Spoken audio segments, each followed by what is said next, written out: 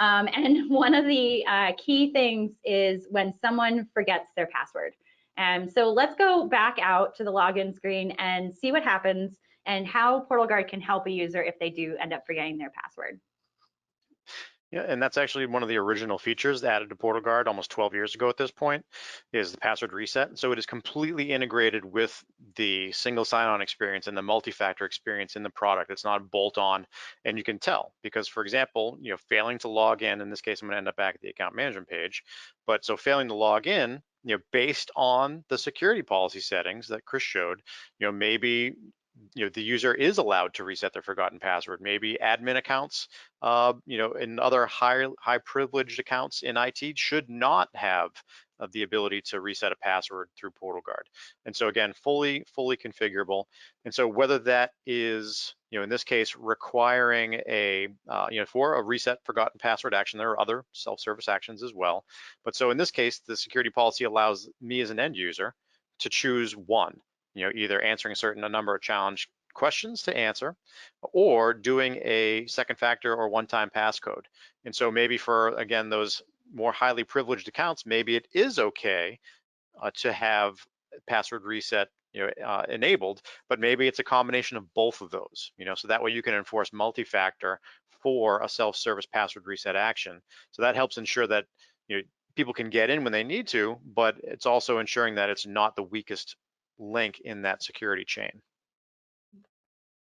Okay, so in this case, it actually, phone is the default method for me in this case. And so you can see that, it kind of gives that confirmation of my phone. But if I don't have that phone on me, if I am at a place where I have no cell phone signal or the battery's dead, you can see this link here, problems with the authentication option.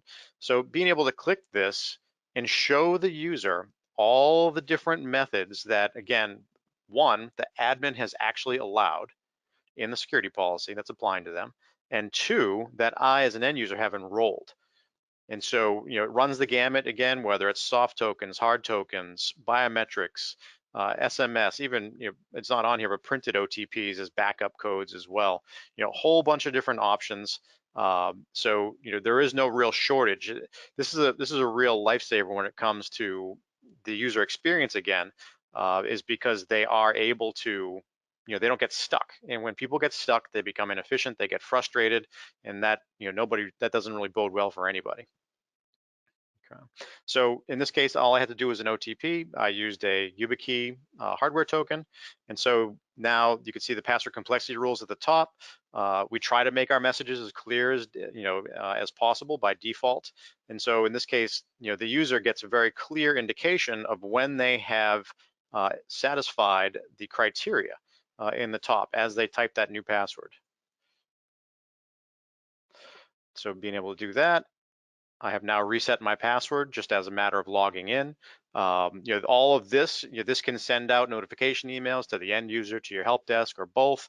Is also audited and can be reported on as well, so you can see who's doing it that's successful, who's doing it that has failed, where they're coming from. All those kind of things are within PortalGuard backend as well. So it's trying to authenticate me again. Now this is a login prompt. Scan my fingerprint again, and I'm back into the account management page.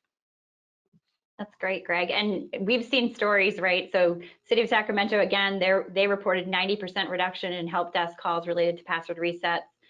We also have another customer, Barstow Community College, is 95% reduction in password reset calls. And even our customer, NASCO, for customers logging in, they're worried about having to hire some additional headcount to actually manage those requests.